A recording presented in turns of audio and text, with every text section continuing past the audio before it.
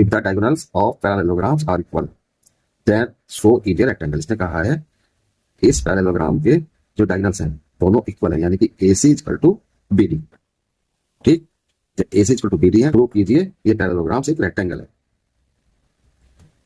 फिर सॉल्व करने से पहले ये देख लीजिए इसमें दिया हुआ क्या, पहले ये देखते हैं दिया हुआ क्या है। D1 देखते दिया हुआ ABCD पैरेललोग्राम से, ABCD page parallelogram.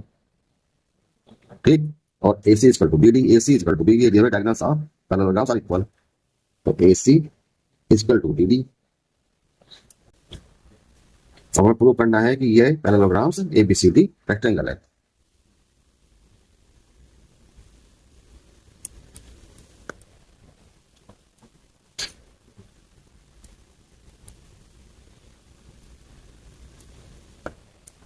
Rectangle, prove that ABCD is a rectangle.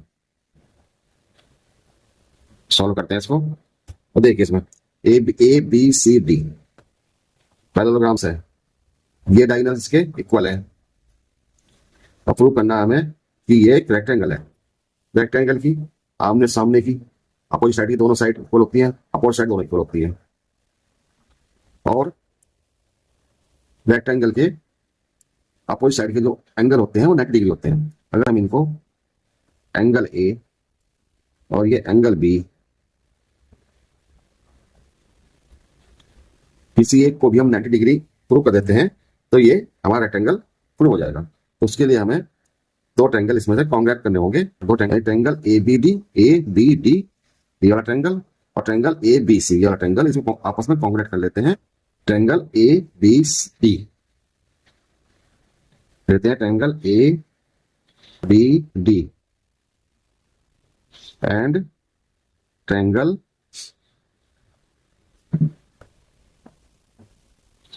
ABD and triangle ABC। अगर ट्रायंगल हमारे कॉन्ग्रेट हो जाते हैं तो C50 रूल से ये जो हमारे एंगल हैं ये इक्वल हो जाएंगे। तो इनमें देखिए दोनों ट्रायंगल में 3 पॉइंट चाहिए हमें इनको कॉन्ग्रेट करने के लिए। अब इनमें इक्वल क्या है ये देखिए, AB A और B ट्रायंगल ABD और ट्रायंगल ABC की कॉमन लाइन है, तो यानी कि AB इक्वल टू AB ये हो गई कॉमन।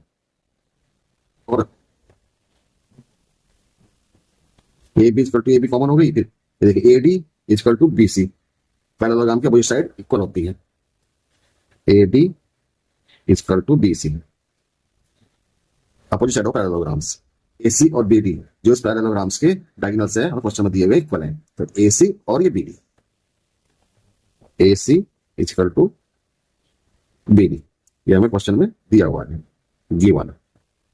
ठीक, यानी हमें 3 पॉइंट मिल गए, ABD कॉन्ग्रुएंट ट्रायंगल ABC। किस रूल से हुआ ये? साइड साइड साइड रूल से। ठीक, जब यह ट्रायंगल हमारा ABC और ABD ट्रायंगल कॉन्ग्रुएंट हो गए तो C50 रूल से इनके कोरस्पोंडिंग पार्ट साइड हो या एंगल हो वो इक्वल होते हैं। तो एंगल A ये angle A equal to angle B CPCT में। ठीक, ये हो गया हमारा triangle ABD triangle ABC congruent हो गया इस रूल से। जब ये हमारा ट्रायंगल कॉन्ग्रुएंट हो गया, ये ट्रायंगल ये और ये ट्रायंगल कॉन्ग्रुएंट हो गया, तो हम कह सकते हैं angle A equal to angle B, यानी कि ये एंगल और ये एंगल इक्वल हो गए। ठीक, सीपी रूल से एंगल A और एंगल B को दोनों पैरेलल लाइन पर हैं, इनको हम कोइंटर एंगल कह सकते हैं। कोइंटर एंगल का सम 180 होता है। तो लिख लीजिए angle A plus angle B equal to 180। अब angle A equal to angle B है तो एंगल B की जगह एंगल A लिख लीजिए, angle A plus angle A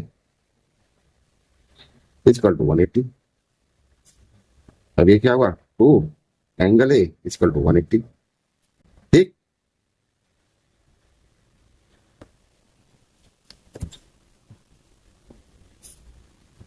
तो एंगल A क्या हुआ 180 अपॉन 2 इक्वल टू 90 डिग्री, यानी हमारा एंगल A 90 डिग्री आ गया। जब एंगल B भी 90 हो गया ABCD is a parallelogram in which one side angle is 90 degree. Hence, ABCD is a rectangle. Hence, ABCD is a rectangle.